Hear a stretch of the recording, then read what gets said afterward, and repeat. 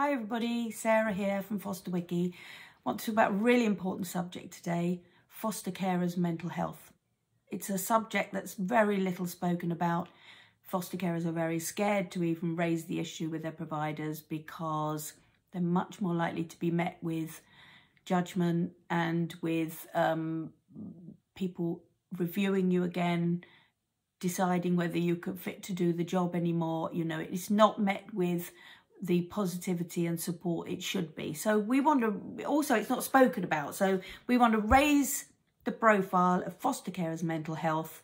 And when we originally launched this page on Foster Wiki, it had a huge following across the globe. Australia, America, carers around the world resonated with what we'd written here. So here it is. Here's the page, the Foster Wiki page. So do go and have a look at it. What I'm going to do today is I'm going to scroll down and take out a few of the main headlines here. And what I want to do is I want to break it down over the next few weeks, and we'll talk about the individual sections in more detail. So what can affect a carer? What kind of thing can affect your mental health? Well, you can get secondary traumatic stress disorder. That's when you've taken in so much trauma in a secondary way from the children you look after, where they projected their trauma onto you, where you've had to deal with so many traumatic things that you suffer from secondary traumatic stress disorder yourself.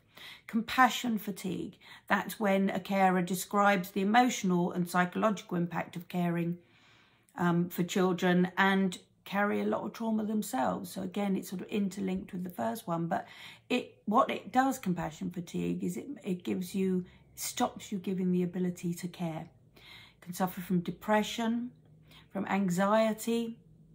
What can affect a carer's mental health? Being exposed repeatedly to another's subconscious trauma, and we will go into that more in detail in the following weeks. Foster carers devote much of their lives to helping their children and young people, and in doing that, there's usually no time left for us. We neglect our own physical and mental health, and that takes a toll. So coping with traumatised young people and children's behavioural issues, well, they can be very extreme and acute, as many of you know. However, you know, we're not blaming the children, it's a symptom of the way they feel, but that can affect us deeply. Loss, grief and guilt. Well, a lot of you will resonate with that, and we'll talk about that in the coming weeks. Allegations, that's a big one, isn't it? Allegations really can affect us, and especially if you go through one. Those of you who have been through allegations, and it's a high proportion of foster carers, will know just how devastating they can be and how they can affect every part of your life, including your mental health. We also live in fear of allegations, so even if we haven't had one or haven't had one recently, you know, the fear of it is forever present.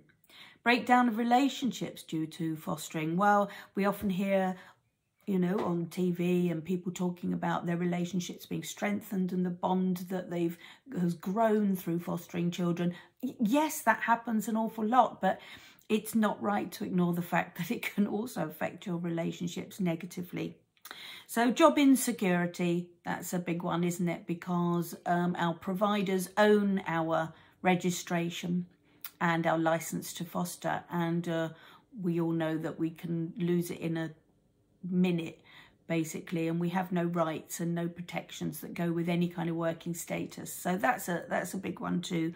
And challenging relationships with your fostering provider or other professionals around you. Well, we all know that one as well, and that can be really, really difficult. And again, often we feel powerless, which can in turn affect our mental health.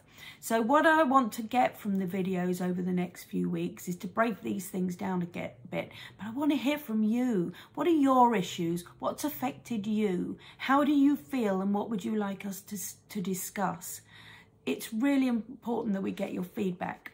So why don't you subscribe to these videos so that you can see them all pop up when they come. We hope that we can share these things amongst us, help to make some people feel better, and also to raise the profile of the foster carers' mental health.